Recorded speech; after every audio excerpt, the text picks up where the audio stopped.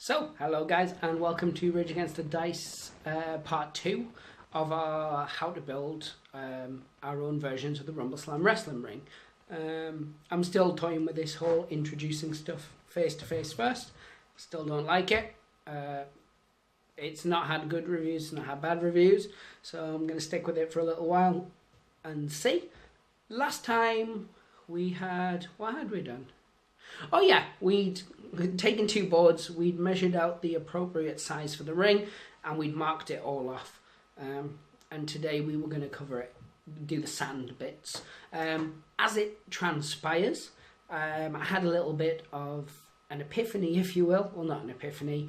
I've textured the rock board in something different, and we're going to go to that in a second. No, thank you very much, anybody who watched part 1. Hopefully you guys are still with us. If you guys are new and you haven't seen part 1, you might want to go back and watch part 1. It shows you how to do basic measurements with a ruler. Yeah, in case that's something you can't do. So for this part of the tutorial, you're going to need different tools. Well, you might need some of the same tools, but let's flip around, let's have a look at it. I've done 3 sides of each ring so far, just to speed things up, and then we're going to wait for those to dry, but let's get into it. That's better. Face not on camera. Keep that anonymity going. So, as you can see, the forest board, I covered 3 sides in PVA glue, and then I sprinkled it in very, very fine chinchilla sand, which you can pick up in your local pet shops. I mean, if you're in the UK, I think I got a big box of it. I'll show you the size of the box. Tupperware tub came separate, obviously, for around about £2. And the reason I like the chinchilla sand is it's very, very fine. It works really, really good for this kind of dirt. I got the PVA, and PVA was what I used for it. Normally I would use like other types of glues, but PVA works really well for this, so I just covered the 3 sides in PVA of varying thicknesses. And the reason I did that is when you sprinkle the sand on, you can see where you can thin bits, thick bits, thin bits, thick bits, etc., etc. And it just gives it a bit of a different texture, tiny little bits of rock and stuff, because I do have an actual basing sand mixed up, which is a mixture of lots of different sands, which I use for models, and it's got varying coarseness and thicknesses of the stone to give bases that I want to be like rocky. It gives them that texture and tonality and stuff to it. So the 2 different things. However, sometimes I will mix bits in with each. Like this, I will probably get some watered down PVA and put some splashes here and there, and then I'll use my other basing sand on top of it to give more texture once this dries. So what we're going to do in this video is we're going to cover this one side in the PVA glue and show you how to sprinkle sand on it. I guess it sounds really stupid, but it's just how I do it, and in terms of the consistency of it. Now, over on the stone one, this is where things changed. As I said, I was originally going to do this one in sand too, and then I remembered, while I was doing some craters and stuff, that I have this, which is all-purpose filler, and you can see £1.39 from like your local hardware store, and you get loads of it. I use it a lot. What I do is I spread it on originally with a knife. I just use a kitchen knife, not the same one I use in my kitchen. It's a special one that lives in my toolkit. And you can use you can get devices specifically for polyfiller and things like that. I use the knife because it's got the point on it, and I find it really good for maneuvering and stuff like that. I do have other tools which I use. But in terms of this, I wanted to keep it as stuff you may have or may be able to pick up easily around the house. Loads of people have a blunt kitchen knife that's no longer usable, and you don't want to sharpen it. You've probably already replaced it, but if you're like me, you never throw anything away, so it's just sat in a drawer in your kitchen, not doing anything. They're perfect for this type of thing. What I did was I covered the whole area in it of a vague consistency, tried to keep it tried not to have it all too even, as you can see. And then what I did was I got this paintbrush. Now, this is a paintbrush that I've used loads and loads of times. So as you can see, basically, it's super stiff. and it's really good for kind of doing this with.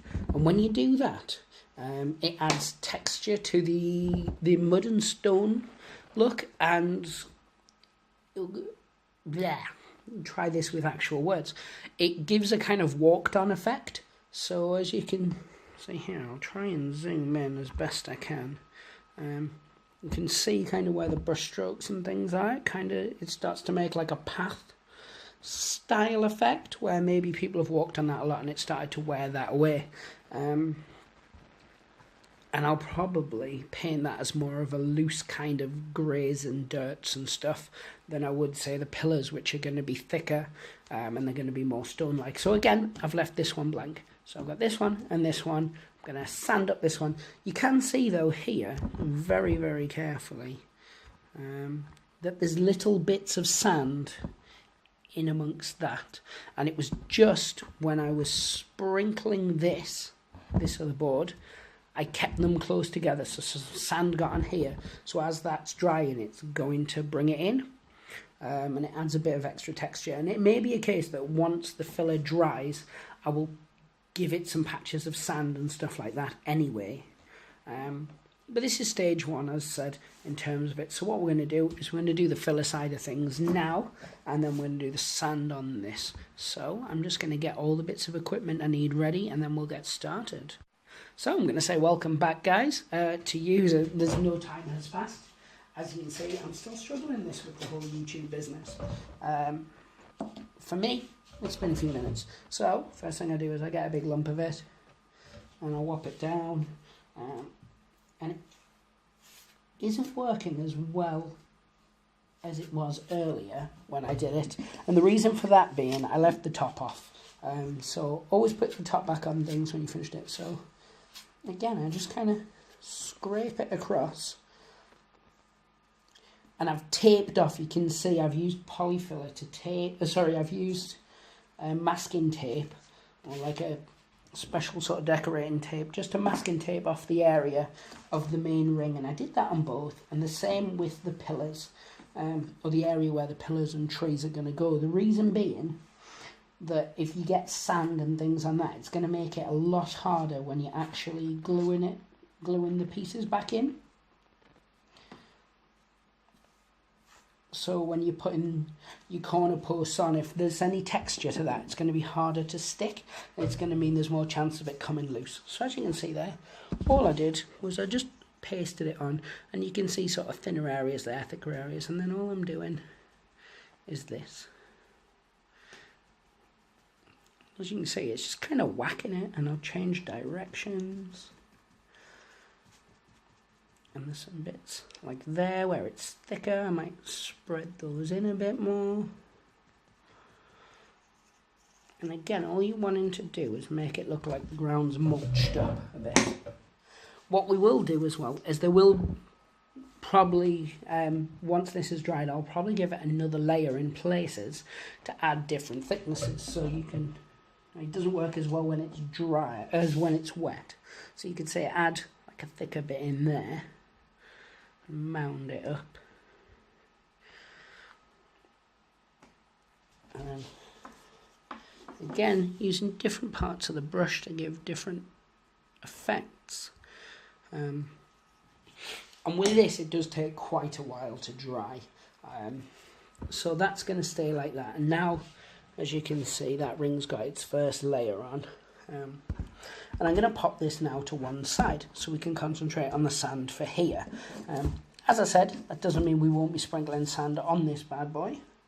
It just means that for now, we're moving it out of the way so we can work better with this.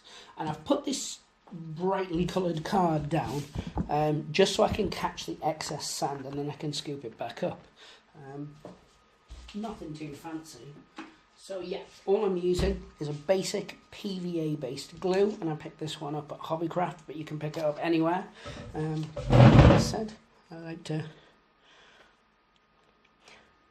when I'm using it for scenery and stuff, I don't tend to water it down at all. I just pour it straight on. You can usually buy a massive tub for very, very cheap.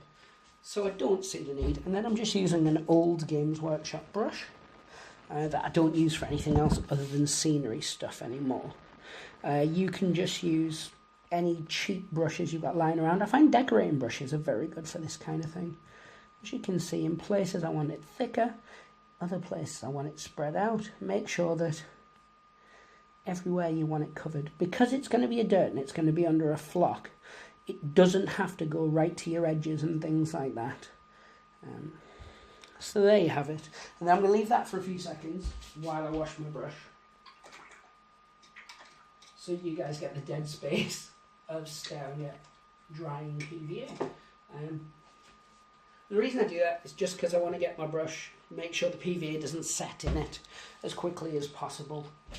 And then what I'm going to do is I'm going to get my sand, and I do it with my hand. So I take the sand itself and I'll just scoop some out, and then I'll sprinkle it on.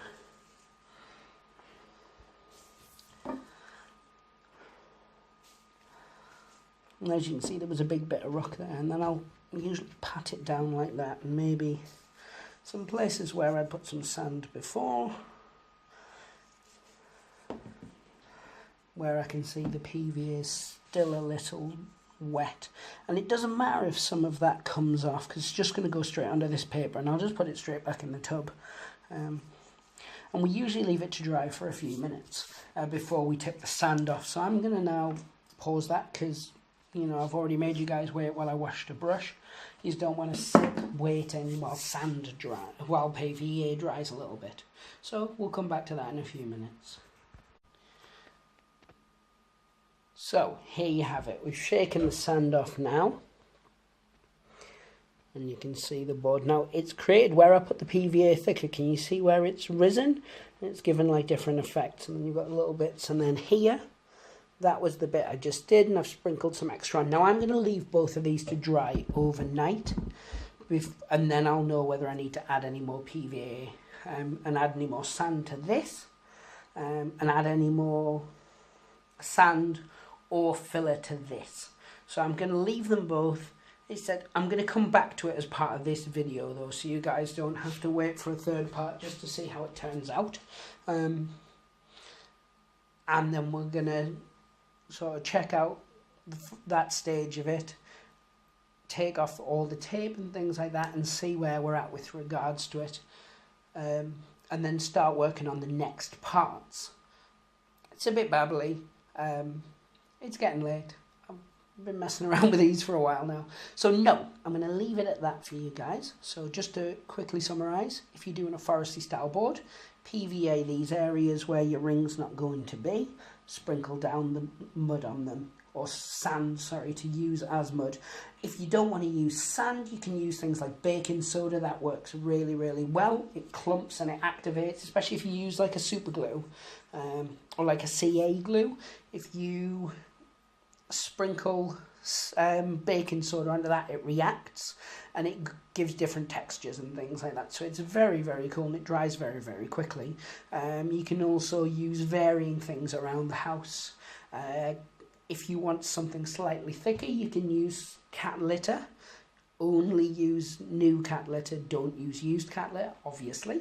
And different things to give you the different textures. With regards to the stone, which is this side of it, I used a filler. I found that works really, really well.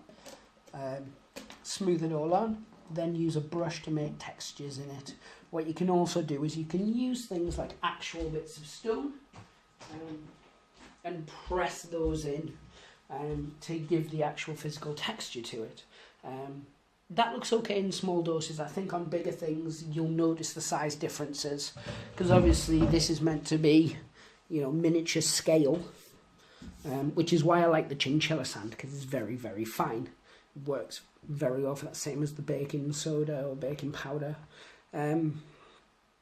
If you're going to use actual stone, find smallish bits of stone and make the imprints in it, because you don't want it to look odd scale wise, unless you're doing like a Land of the Giants kind of ring, and it'll work well for that.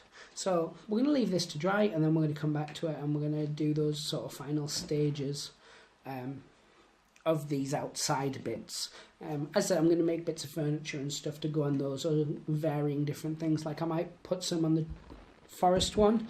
I definitely want some like little shrubs or things like that. And that'll be something I either make some specially. There's a couple of tutorials I want to do on those kind of things anyway. Or I will buy something from like your local craft store that I think will look very good. And I'll show you guys how to convert it up. But yeah, that's where we're at the moment. Thank you guys very much for watching. I know it was shorter than part 1. Some of you will be grateful of that. Others will think I didn't get as much information. It's because it's not as much to get. So I shall speak to you in a bit when it dries, guys.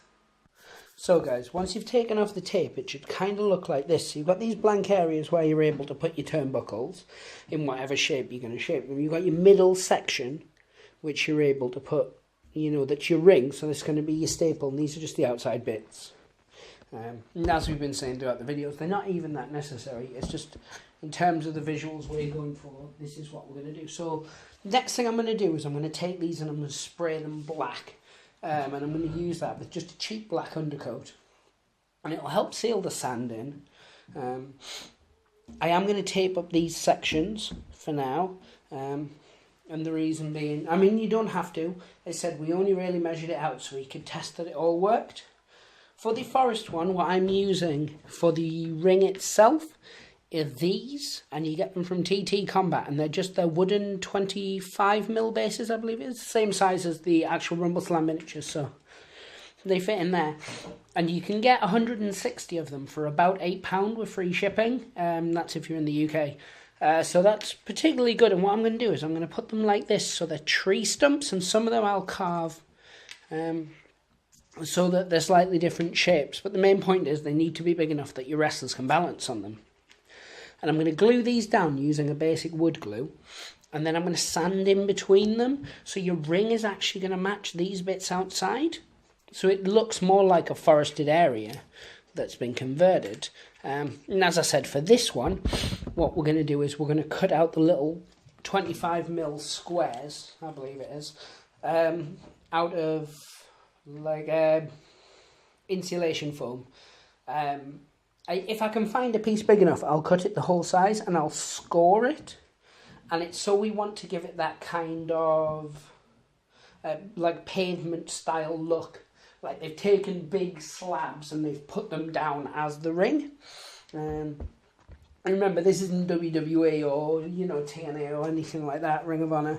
This is, you know, this isn't wood and metal with a spring and a canvas. This is fantasy, and you've got goblins and you've got ogres and you've got giant lizards and, you know, tree stumps that they're slamming each other on, and concrete slabs and that kind of thing. It's just got that kind of grand epicness of it, and that's what I'm going for with these particular rings. So this one, the grass one, or the forest based one, it's going to have little tree stumps. And again, the reason I'm using these is if I was to just grab, for instance, the Dynamite Kid, you'll see that they're the same size. So if I've got that there, Dynamite Kid fits on it perfectly.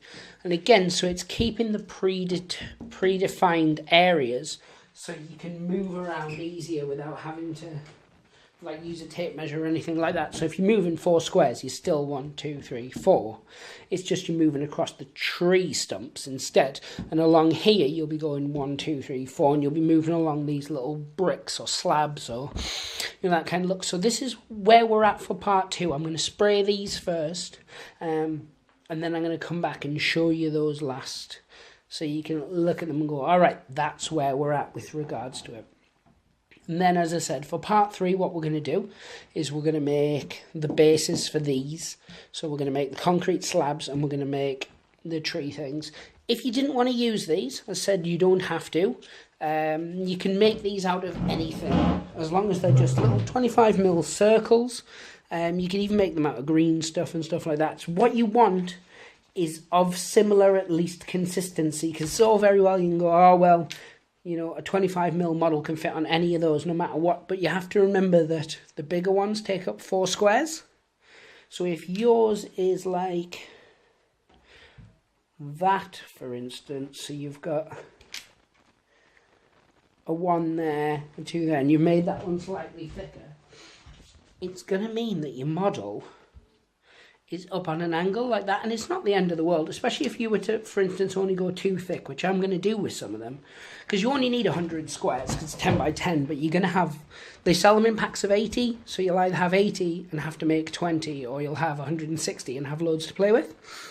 So I might make a couple where they've got 2 on, to give just a bit of variety, but what I will do is I'm going to use some of the extras around the outside, where they've maybe cut 2 for commentators to sit on and things like that. And so I will use the extra ones, but yeah, so what you don't want to do, as I said, is have one that's stacked up like that and one that's like that, because your big wrestler's going to be on an angle, which means if the table gets knocked or anything like that, your big wrestler could fall down. It is a resin as well. One thing you've got to remember with resin is that it chips quite easily. As you can see, this has only been undercoated, and you can see where I've just been messing around doing tests and stuff, where it's already starting to chip that undercoat off. And I mean, that's had a black undercoat, and then it's had a airbrush of purple. So I'm going to have to, touch that up completely first with a brush-based undercoat, and then the purple. So yeah, I'm going to spray these now and then show you them.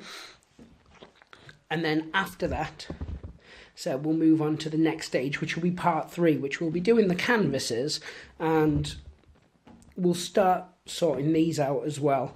The stone ones are much easier, because you just cut it like the 2-inch sort of block. You can get one big block, cut it 2-inch square, and then you can just chop it into 4 bits, and you can sculpt as so and just chisel bits out. And that's something I'm going to show you. The tree stump one's going to be harder, because we're going to attempt to use the foam board as well, but it'll mean much like this one, cutting out the block, and then I'm going to have to use I cannot talk today. Sandpaper, that's what I'm thinking. Sandpaper to smooth it to a more round texture. And then after that, what I'm going to do is I'm going to use liquid green stuff, because you can just paint that all the way around the thing, and then you can do your carvings in it very simply. You could cover it in normal green stuff, but it would be a lot of work for essentially the exact same thing. I've done it before with liquid green stuff on smaller scales, and it's worked very well. What I will always do, like I did with these, is I'll do a practice one beforehand, just to make sure that I got that right, and to make sure that it works effectively. The other thing is, somebody else asked what series of boards we're doing next. The next one we'll do after this will be a snow-based board. That's going to be very similar in many respects to the stone one. What I would like to do, though, instead of having like stone-based things for the corners, I want to have it like ice pillars, where it's getting that balance between being able to fit a wrestler on top of it, one of the bigger wrestlers, but still having it look like that kind of jagged, iced look. And that's something that I'll be working on a little bit before I do the video, just to make sure I get it correct. So yeah, just do it very briefly for about the 4th time summarise. Spray these black. That's the end of part 2. Part 3, we're going to put these start working on the mat, and we're going to start working on the corners. And then part 4 is going to be the full painting of them. At that point, because I will be working with different palettes, I'll be working with greys and a few little browns and stuff like that, but mainly blacks and greys on this one. And this is going to be all greens and browns and lush colours, and I want to have some like vibrant flower type things in there. And I'm going to mess around with some of those new Games Workshop basing kits where you get the little leaves and things like that. So at part 4, I'm going to separate them off into 2 separate ones. So they'll just, because the paint job's less formulaic, they'll at that point go on to their own thing. But you will get signposted, so you won't watch the end of part 3 and then go, well, I'm only making a forest board, but I know, if it rolls into part 4, I'm going to be learning about the stone, which I don't care about. They'll be signposted, so you know which is which. But yeah. That's cool. We'll be back in a second, and you can see where we're at with them sprayed black. So here you have it. We have the final sort of stages of part 2. The light is a bit terrible, so you can't see a lot, but if you go in, you can actually see, you can still see my lines. You can tell that the one that's going to be grass compared to the one that's going to be stone is very, very different. So I've got this stage. One of the reasons that I sprayed it, and it was something I forgot to mention before, but one of the reasons that I do spray it at this stage is because I might be working here like this, and my arms could inevitably rub against these, and it's just going to help to seal it. One thing you can also do is you can put on like a watered down PVA over the top of both before you spray them, and that's going to give it an extra layer of stability as well, and it's just to stop like the sand and stuff rubbing off while you're working on the rest of your board. You could also, at this stage, you could actually paint those if you wanted. I don't. I like to paint it all together so that it feels a bit more uniformed. But yeah, so I'm going to end the video here. As I said, this was just kind of this stage that we're getting up to. Moving on to stage 3 is to start these corner posts on both and to put down the flooring on both. And that's something that I'm going to work on over the next few days. We'll get that videoed and that'll go up as well. And then, as I was saying before, we'll take it on to the next stage, and when it comes to painting, they'll split off into their separate directions. Anyway, as always, hopefully you liked this. If you did, hit the little thumbs up. It brings a smile to my day. Subscribe and click the little bell, and then you'll get more notifications on the videos we put up. We're covering a lot of different things at the moment. There's a number of other sites up for other terrain-based ideas, so YouTube around.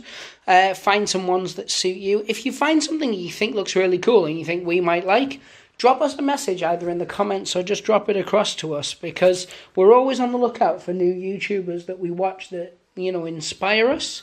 We watch a lot of T&G production stuff because they do a lot of The Walking Dead, and we really enjoy that. There's the Warp Forge. They do a lot of the Batman miniature games. They cover a lot of 40k stuff, and Doctor Who. There are others that we really like. So if there are any sort of that you think, oh, you guys, with what you do, would really like this, check them out. Send us across the link and we'll definitely check it out. But anyway, as always, pray the dice gods hope they smile upon you, and take care, guys.